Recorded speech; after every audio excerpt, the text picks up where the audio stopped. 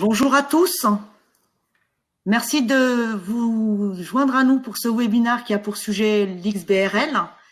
Est-ce que vous m'entendez? Si vous pouvez me répondre sur le chat qui est mis à votre disposition à la droite de votre écran, ce serait top. Est-ce que vous m'entendez?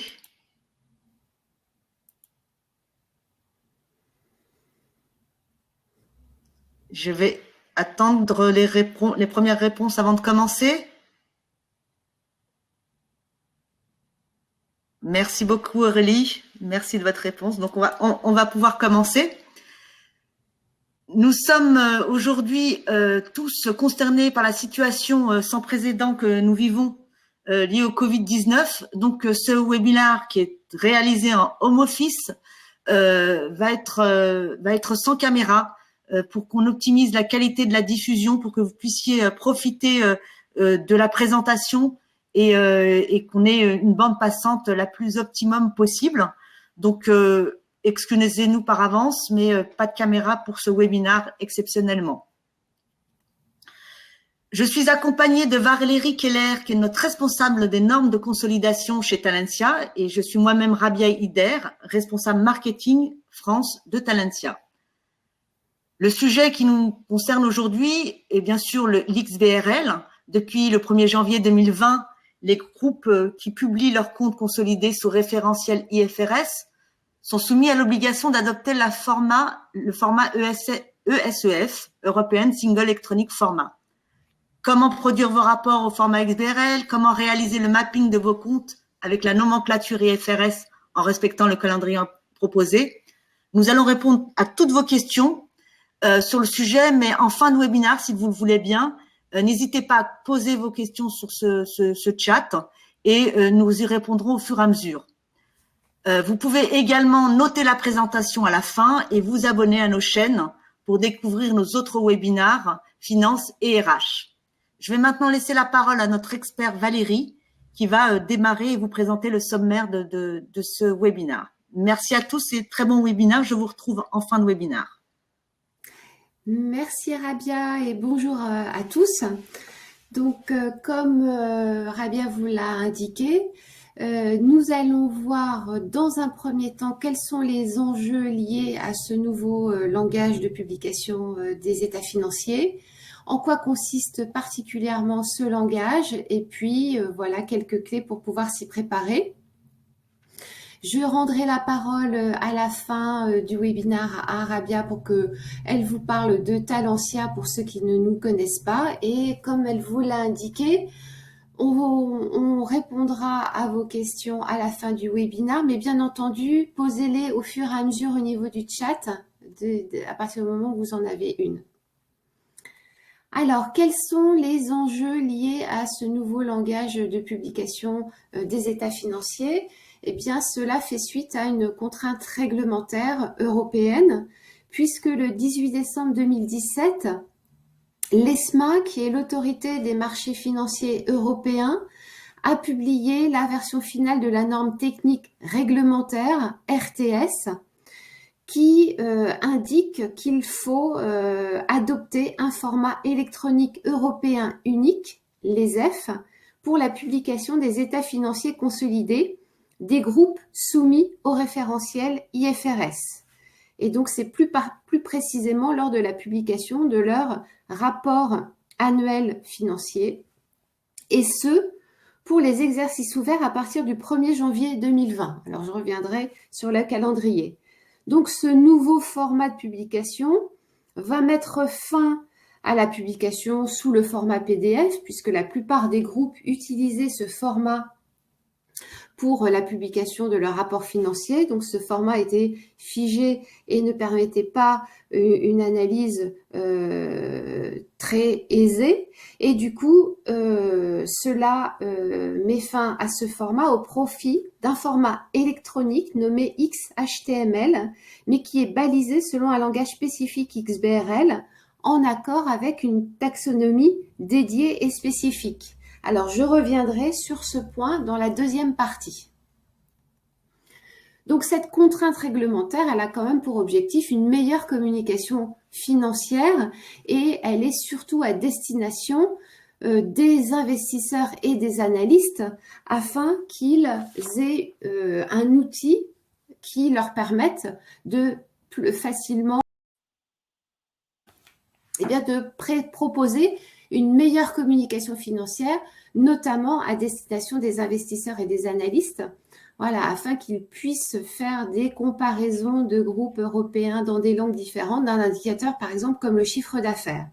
Donc, ça remonte à la publication de la directive de transparence en 2015. Et ensuite, après plusieurs années, on arrive à 2017 et donc l'adoption de ce reporting spécifique. Alors, en termes de calendrier et en termes d'États qui vont être concernés par ce nouveau moyen de communication, eh bien, il faut déjà se dire que les comptes intermédiaires ne sont pas concernés. Ça veut dire que pour un groupe qui a comme date de clôture le 31 décembre, eh bien, c'est cette clôture du 31 décembre qui est donc publiée premier trimestre 2021 qui va être concernée. Et plus particulièrement, on ne va pour l'instant travailler que sur les états financiers primaires, à savoir le bilan, donc l'état de la situation financière, le compte de résultat, mais comme on est en IFRS, vous avez à la fois le résultat net et à la fois l'état du résultat global avec les OCI, le tableau de variation de flux de trésorerie et la variation des capitaux propres. Donc, ces états primaires vont être disponibles sous le format électronique unique IXBRL. Ce qui veut dire que pour le moment, les annexes ne sont pas soumises à ce format électronique. Il faudra attendre l'exercice 2022, donc le premier trimestre 2023, comme résumé dans cette slide de synthèse. Donc, on voit que pour les comptes de 2020 déposés en 2021, eh bien, on va avoir à la fois des balises XBRL et à la fois les annexes sans balises. Donc, on va sûrement rester avec une production des états sous format PDF pour cette partie. Il faut donc attendre 2023 pour les comptes de 2022 pour avoir la totalité des états primaires et des annexes IFRS balisés, sachant que les annexes vont être balisées par bloc. Alors, maintenant, si on passe à la partie plus technique qui va nous permettre de comprendre ce langage. Eh bien, je vais m'aider de cette équation simple pour essayer de vous expliquer ce qu'est ce langage IXBRL. Donc, le point de départ, c'est le fait que les états financiers du rapport annuel vont devoir être présentés sous forme de page web au format XHTML, donc pouvant être ouverts par des navigateurs web standards, mais ils doivent également porter des balises XBRL qui vont rendre les informations structurées, étiquetées, lisibles par une machine. Et donc, pour pouvoir intégrer ces balises XBRL au document XHTML, eh bien, on va devoir s'aider de la technologie XHTML et plus précisément Inline XBRL, pardon.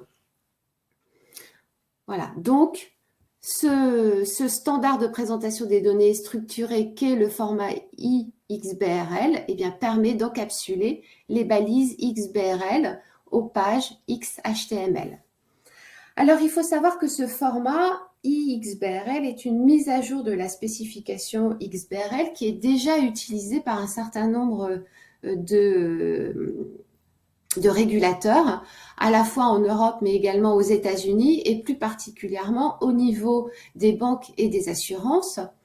Mais la particularité, c'est que les balises XBRL, jusqu'à présent, étaient dans une taxonomie fermée, à savoir qu'il n'était pas possible de modifier cette taxonomie officielle, alors que je vais vous l'expliquer un petit peu plus loin.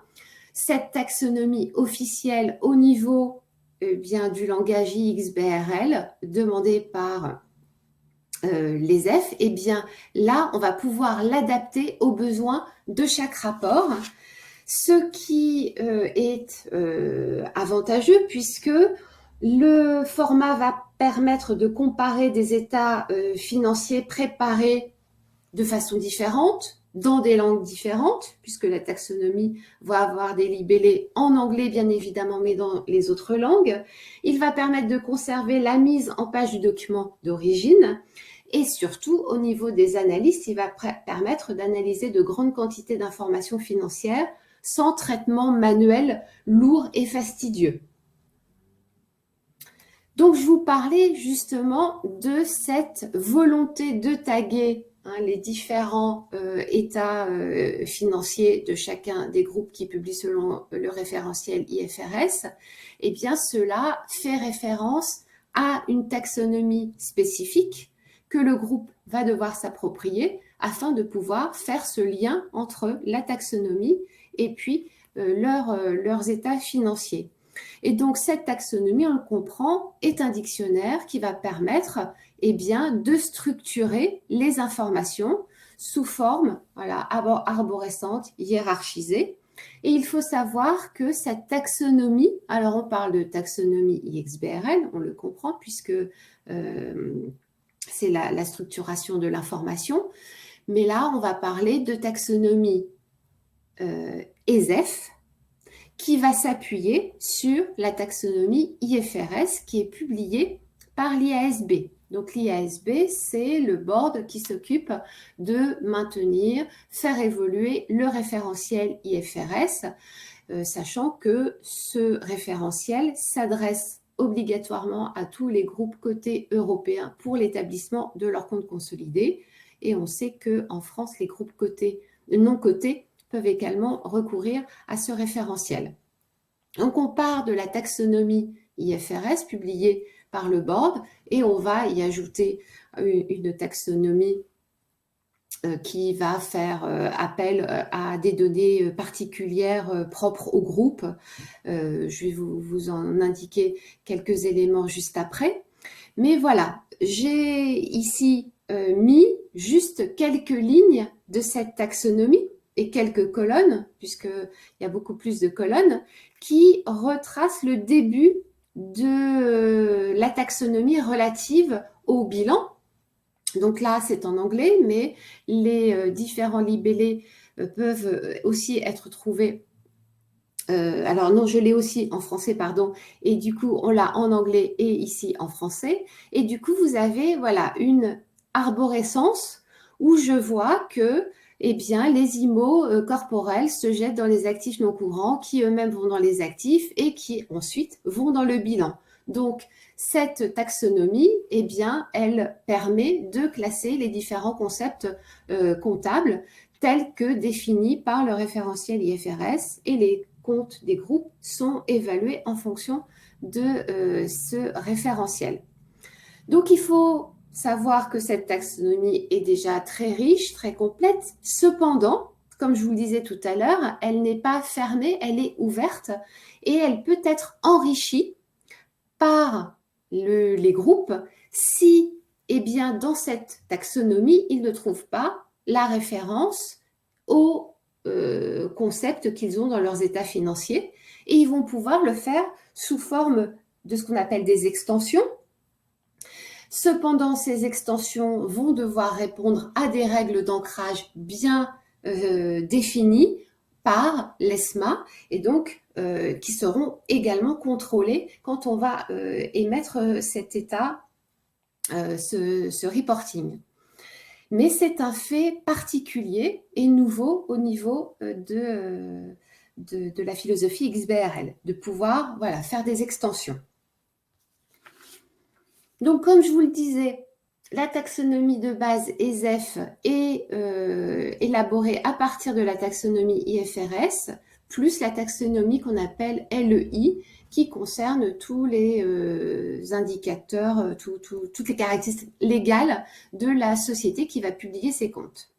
Alors, il faut, pour ceux qui n'ont pas encore commencé à regarder cette taxonomie, sur le site de l'ESMA, eh bien, vous avez une documentation qui est intéressante et qu'il faut lire pour pouvoir commencer à faire le travail de mapping entre les concepts comptables des états financiers d'un groupe et cette fameuse taxonomie, puisque vous avez un glossaire, vous avez les différents contrôles. Donc, il est intéressant d'aller voir cette documentation. Alors, ça me permet justement de passer à la troisième partie de ce webinaire. Comment est-ce que vous pouvez vous préparer à la publication de vos états financiers, même primaires, sous ce nouveau format? Eh bien, à mon sens, il y a la partie bien évidemment technique, et j'y reviendrai juste après, mais la partie la plus importante va être justement cette partie où il va falloir prendre ces états primaires, ligne à ligne, et associer chacune de ces lignes à un élément de la taxonomie ESEF. Et pour pouvoir faire ce travail, il faut que les groupes s'approprient cette taxonomie ESEF.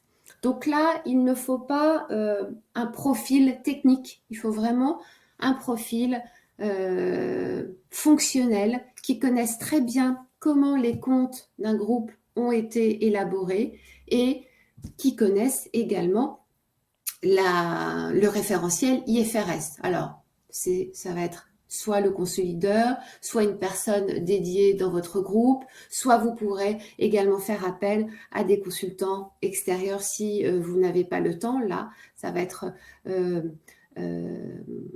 avoir le rapport coût-prix et puis l'avantage que vous pouvez en retirer. Mais en tout cas, l'appropriation de cette taxonomie, elle est très importante. Donc, elle contient environ 7000 éléments qui vont de l'abstract à un élément le plus fin. Donc, l'abstract, c'est, comme je vous le disais, un nœud dans la hiérarchie. Et il faut savoir qu'on ne peut pas faire un lien entre un concept de vos états et puis un abstract. Il faut aller vers un élément le plus fin. L'abstract sert justement à comprendre ce qu'est cet élément. Chaque élément va avoir plusieurs caractéristiques. On parle plutôt d'attributs. Donc là aussi, il va falloir... c'est pour ça que je vous disais qu'il faut aller voir le glossaire qui est communiqué par l'ESMA, parce qu'il faut aussi s'approprier le lexique qui est utilisé. Donc, chaque élément va avoir des attributs, des libellés en plusieurs langues, des types de périodes, un sens, débit, crédit ou pas. Et ensuite, les éléments peuvent être classés par rôle. Et donc, il existe plusieurs rôles, dont les premiers qui concernent les états primaires. Donc, je vous ai remis, par exemple, les deux premiers, les 210 000 et 220 000, qui concernent le bilan, l'état de la situation financière. Mais voilà, déjà, on en a deux. Pourquoi? Parce que vous en avez un qui a une approche par liquidité et l'autre qui a une approche courant-non courant. Si, quand vous allez commencer à faire le mapping du bilan, dans ces rôles états primaires, vous ne trouvez pas la correspondance parce que vous avez, par exemple, vos IMO incorporels qui sont détaillés par nature d'IMO, il faudra aller dans les autres rôles, les rôles secondaires, par exemple, le 800, 100 qui correspond aux subdivisions des actifs et des passifs pour pouvoir trouver l'élément qui va permettre de taguer une des lignes de votre bilan. Et si vous ne trouvez pas, c'est à ce moment-là que vous pourrez réaliser des extensions. Donc, le fait de bien maîtriser cette taxonomie va vous permettre de réaliser le mapping le plus pertinent avec des éléments présents dans la taxonomie ou par la création d'extensions, si un élément propre au groupe n'existe pas, tout en respectant les règles d'ancrage. Mais il faudra, l'année suivante, se demander si cette extension n'est pas devenue un nouvel élément dans la nouvelle version de la taxonomie, puisque vous avez une version de la taxonomie chaque année au mois d'octobre qui est publiée. Donc, il faut à chaque fois repartir de la taxonomie la plus récente. Donc, cela va vous permettre voilà, de réaliser le mapping le plus pertinent, le plus juste, de comprendre la phase de contrôle quand l'état va être généré, et enfin de préparer la phase d'audit. Car il faut savoir que voilà, ce mapping va devoir être audité. Vous êtes responsable de la communication et donc du mapping que vous allez réaliser. Donc, on ne sait pas encore complètement comment cette phase d'audit va être réalisée, mais voilà, il faut avoir des informations sur le mapping qui a été fait. Alors, l'objectif de ce webinaire n'est pas de vous faire une démonstration de ce qu'on a fait dans notre produit. Malgré tout, on voulait quand même vous donner la tendance et les nouvelles fonctionnalités qu'on a mis en œuvre dans notre outil pour pouvoir répondre à cette nouvelle façon de publier les états financiers. Vous pourrez d'ailleurs à ce propos, si vous voulez une démonstration personnalisée, eh bien faire appel, soit nous contacter, soit le mettre dans le chat. Donc nous avons, je vais dire de la chance, nos états sont déjà, on travaille déjà avec Excel pour paramétrer les états soit de saisie, soit de restitution. Donc, on part à nouveau de ces états sous Excel qui contiennent à la fois le format et les données, et on a ajouté une nouvelle palette qui va permettre de faire le mapping. Cette palette allant chercher la dernière taxonomie en vigueur au moment de la réalisation de ce mapping. Et cette palette va permettre de définir les paramètres généraux, à savoir le nom de la société, etc., tous les paramètres LEI dont je vous parlais, et ensuite de faire le mapping entre les données et la taxonomie, et éventuellement de créer des extensions. Et ensuite, un état financier va être généré avec ces paramètres, ainsi que la nouvelle taxonomie. Donc ici, je vous ai mis un exemple d'état du compte de résultat. Et donc, on a essayé, voilà, dans la phase de mapping, donc il faut quand même, comme je vous le disais, bien connaître la taxonomie, mais on a essayé de rendre l'approche et la recherche dans cette taxonomie intuitive, puisqu'on a déjà classé par rôle. Donc, vous voyez, vous pouvez faire aller chercher au sein des rôles l'élément que vous connaissez et que vous allez pouvoir mapper avec la ligne qui est surlignée. Ou alors, si vous ne savez pas, par exemple, le résultat par action, vous ne savez pas dans quel rôle il peut se situer, vous pouvez faire une recherche par mots-clés en éliminant ou en intégrant des types d'éléments. Donc, je ne veux pas du tout les abstracts ou je ne veux pas les axes d'analyse. Donc, on peut faire une recherche plus fine. Et une fois que vous êtes d'accord avec le choix, vous appliquez. Et du coup, le fait d'appliquer, fait le mapping ou le tag, on parle de balise aussi, est réalisé et vous pouvez revenir à tout moment dessus et vous pouvez voir quelles sont les caractéristiques de l'élément que vous avez associé. Alors, ce n'est pas seulement cela, puisque vous avez plusieurs étapes. Donc là, j'ai vu avec vous l'exécution des états financiers qui doivent être exécutés avec les données, mais avec la taxonomie. Donc, la structure des états financiers, elle est exécutée avec les données, plus les paramètres généraux, plus le mapping, ainsi que la taxonomie et ses extensions.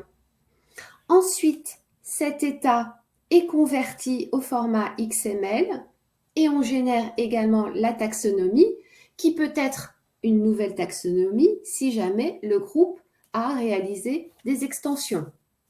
Ensuite, vous avez une partie de validation et de contrôle avec des contrôles techniques. Est-ce que le format des données correspond à ce qu'on attend?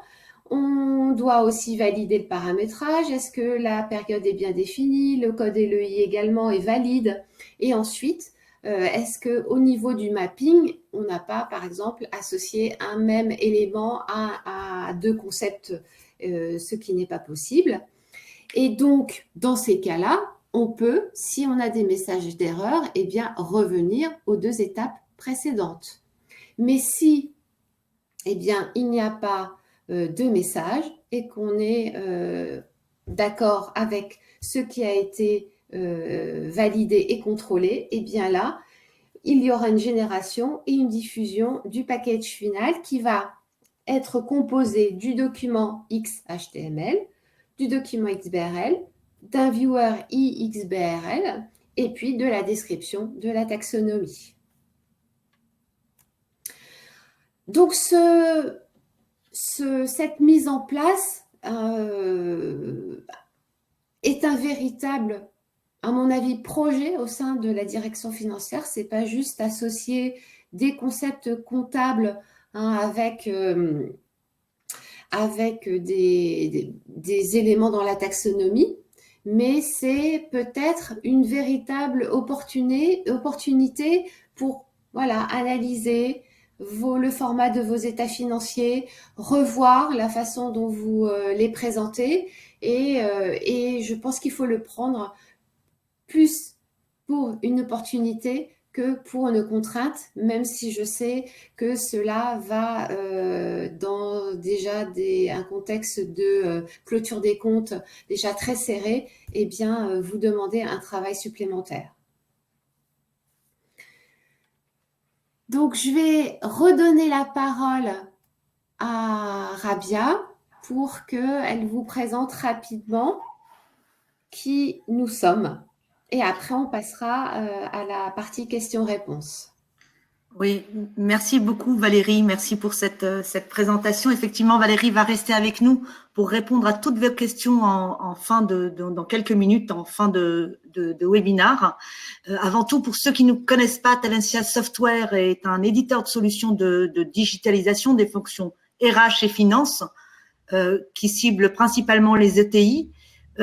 Nos solutions donc de la performance financière vont de la comptabilité en passant par la consolidation, les reporting et l'élaboration budgétaire. Et concernant la RH, on fait de la paye RH, de la gestion des talents, de la gestion administrative et des collaborateurs. On est un groupe français avec une forte présence en Europe et les solutions de Talentia sont complètes, intégrées et elles répondent à la complexité que doivent aujourd'hui gérer les entreprises. Nous sommes heureux d'accompagner et fiers d'accompagner plus de 3600 entreprises dans l'ensemble de l'Europe et nous avons généré en 2018 70 millions de chiffres d'affaires et avec 430 collaborateurs. Donc, pour rentrer un peu plus précisément dans l'offre finance, pour vous la présenter, Talentia Financial Suite, c'est une plateforme unique pour gérer la gestion de la gestion financière qui va du pilotage de la performance et en passant par la consolidation et la clôture. Tous les acteurs de la finance partagent en temps réel la même information d'une manière sécurisée et avec un format adapté, avec pour chacun des niveaux de granularité, d'accès, etc., qui sont simples et sécurisés. Pour rentrer un peu plus dans le détail de l'offre, cette diapositive, elle montre un peu la vision métier de Talentia Finance. Donc, c'est une plateforme bien sûr évolutive, c'est-à-dire que on peut activer l'ensemble des solutions ou bien le faire d'une façon très progressive. Donc, elle est certifiée InfoCert, bien sûr. Donc, elle répond aux normes françaises et internationales d'une manière sécurisée. Elle est orientée productivité et nouveaux usages. que ce soit au niveau de la saisie, elle prend au-delà des automatisations qu'on peut avoir sur les écritures, elle bénéficie de la lecture automatique de documents. Sur la consolidation statutaire, qui est aujourd'hui notre sujet, les règles de retraitement sont intégrées et la veille réglementaire réalisée par nos équipes. Sur la révision comptable, par exemple, les contrôles sont automatisés, le dossier est dématérialisé, pour pouvoir partager très facilement avec vos CAC. Donc, nous mettons à votre disposition notre expertise au profit bien sûr de nos clients, et on développe un catalogue de tableaux de bord et de KPI qui sont clés en main et qui peuvent être adaptés et accessibles en mobilité. Les reportings et les analyses sont en temps réel, ils sont modifiables très facilement. Pas besoin d'être informaticien pour pouvoir les modifier. Pour finir, la plateforme, bien sûr, elle est collaborative, et du coup, grâce à des alertes, à des workflows et des partages faciles et sécurisés, voilà, tout le monde peut l'utiliser d'une façon assez simple et rapide. Voilà, rapidement pour la présentation de la solution. Je vous propose, si vous le souhaitez, c'est de poser vos questions dans le chat qui est à votre disposition à votre droite. Valérie va y répondre. N'hésitez pas. Je vous laisse quelques minutes pour pouvoir les poser. Si je n'en ai pas vu arriver encore. J'espère en tout cas que tout ça a été très clair, que voilà, la présentation a pu répondre à vos attentes. N'hésitez pas, comme je le disais en introduction, à noter cette présentation. Nous vous enverrons la présentation par email, si vous avez laissé votre adresse, bien sûr. Et voilà, donc j'attends de voir s'il y a des questions. Quelques instants encore, et puis si on n'a pas, c'est que Valérie, tout est clair. Donc voilà. Des petites réactions sur le chat nous ferait plaisir, juste pour pas se sentir trop seul. Ah, je crois qu'on a perdu tout le monde finalement, puisque personne ne réagit. Je ne vois aucune réaction. Écoutez, s'il n'y a pas de réaction, Valérie, on va dire au revoir à tout le monde. J'espère qu'on nous entend en tout cas. Valérie, tu m'entends? Moi, je vous entends. Moi, tu m'entends, donc très bien.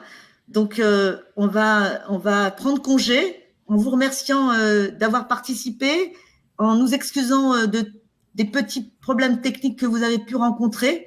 Voilà, donc nous sommes à votre disposition. N'hésitez pas à nous laisser des commentaires.